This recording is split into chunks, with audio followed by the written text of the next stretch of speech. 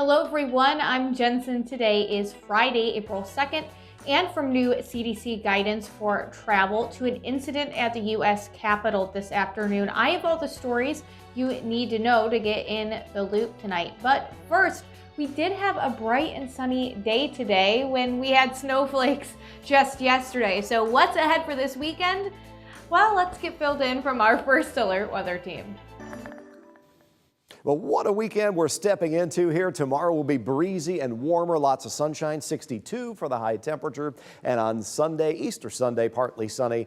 The breeze on Sunday will actually be a little bit lighter than Saturday, and it's going to be a little bit warmer. So both days being dry will give you a great chance to enjoy springtime. And if you suffer from the spring allergies, the air is really dry right now. So tomorrow may turn out to be a tough day for you with the breeze. So the weekend, I call these worry-free weekends when the weather's like this. I mean, it is so dry out there that it'll be a chilly start tomorrow.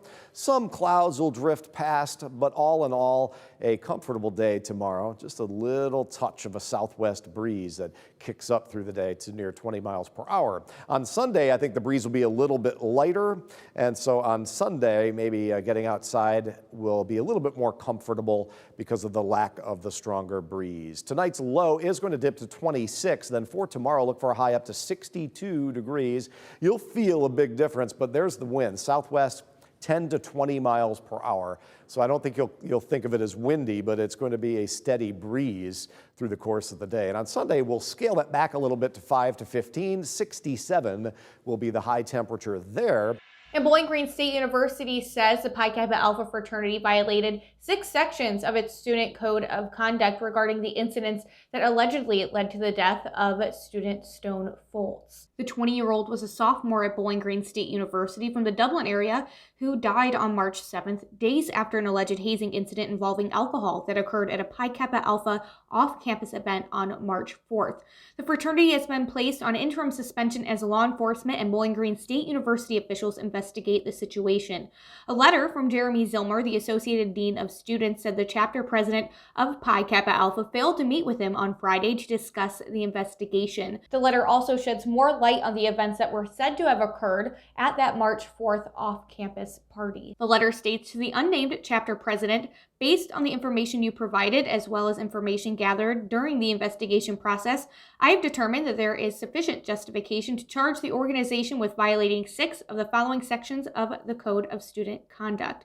Now that includes 4 different sections regarding hazing, 1 regarding harm to others, and another section called organization alcohol. And Keith Mitchell, the Toledo attorney accused in a federal bribery case involving multiple Toledo City Council members, has died at the age of 70. Mitchell, who was in poor health, just recently won approval from U.S. Judge James Carr to be able to leave the Toledo area to be cared for by his daughter while receiving hospice care. He died yesterday after petitioning to travel to Atlanta on March 29th and being granted that petition the next day. A court filing from March 30th said, "It is appearing that the defendant's daughter has removed the defendant from this district." Mitchell was arrested June 30th along with Toledo City Council members Yvonne Harper, Larry Sykes, Tyrone Riley, and Gary Johnson. They're facing federal bribery and extortion charges for an alleged bribes for votes scheme. And many Ohioans will soon be able to renew their driver's licenses and state IDs online rather than at the BMV, and it's all part of this new measure in the state's transportation budget. Eligible for the new program are people ages 21 to 65 whose current licenses or IDs were issued in person and who have photos on file with the state, among other requirements. A July 2022 launch is currently planned. The change was included in the state's $8.3 billion transportation budget signed into law Wednesday by Republican Governor Mike DeWine. The budget, approved every 2 years, includes $2.4 billion for roadway improvements, $74 million for public transportation, and $8 million in grants for electric charging stations. And the CDC updated its travel guidance to allow fully vaccinated people to travel within the United States without getting tested for coronavirus and without quarantining after. According to the CDC, nearly 100 million people in the U.S., or about 30% of the population, have received at least 1 dose of a COVID-19 vaccine. A person is considered fully vaccinated 2 weeks after receiving the last required dose of the vaccine. Unvaccinated people are still advised to avoid unnecessary travel. The new guidance says fully vaccinated people people can travel within the U.S. without getting tested for the coronavirus or quarantining. People should still wear a mask, though, socially distance, and avoid crowds. For international travel, the agency says vaccinated people do not need to get a COVID-19 test before leaving, though some destinations may still require it. Vaccinated people should still get a negative COVID-19 test before boarding a flight to the U.S. and be tested 3 to 5 days after returning. They do not need to quarantine, though. The agency noted that the potential introduction of virus variants and differences in vaccine coverage around the world for the cautious guidance on overseas travel. The CDC cited recent research on the real-world effects of the vaccines for its updated guidance. Already, the agency has said fully vaccinated people could visit each other indoors without wearing masks or social distancing. It also said vaccinated people could visit with unvaccinated people from a single household under similar conditions, as long as the unvaccinated individuals were at low risk for severe illness. And a Capitol police officer was killed this afternoon after a driver rammed 2 police officers at a barricade outside the U.S. Capitol.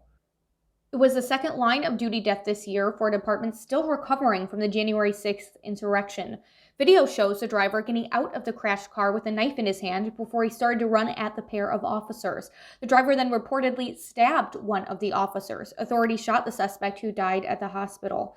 Capitol Police have not yet identified the suspect, but have identified the fallen officer as William F. Evans, an 18-year veteran of the U.S. Capitol Police. Evans began his USCP service on March 7, 2003, and was a member of the Capitol Division's First Responders Unit. Authorities say there isn't an ongoing threat, and the attack doesn't appear to be related to terrorism, although the Capitol was put on lockdown as a precaution. And police say they found no immediate connection between today's crash and the January 6th Capitol riots. The suspect doesn't appear to have been on law enforcement's radar, but the attack underscores that the building and campus and the officers charged with protecting them remain potential targets for violence. The officer who died Friday is the 7th Capitol Police member to die in the line of duty in the department's history. And before I go, I would love to share a more positive and uplifting story as we start our weekend, and this one has some local ties. Former Whitmer High School and University of Wisconsin basketball star Nigel Hayes has given his parents the surprise of a lifetime. Hayes' mother, Talia Davis, read out loud a letter delivered to her and her husband, Albert Davis, who is Hayes' stepfather. When she got to the end, she was just overcome with emotion. Hayes paid off the mortgage on his parents' Toledo home. His mom posted the news on her Twitter page today. In the letter, Hayes thanked his parents for all their love and support over the years. But that is all I have for you today. If you liked this video, hit that like button and of course subscribe to our YouTube channel. I'm Jensen, and now you're in the loop.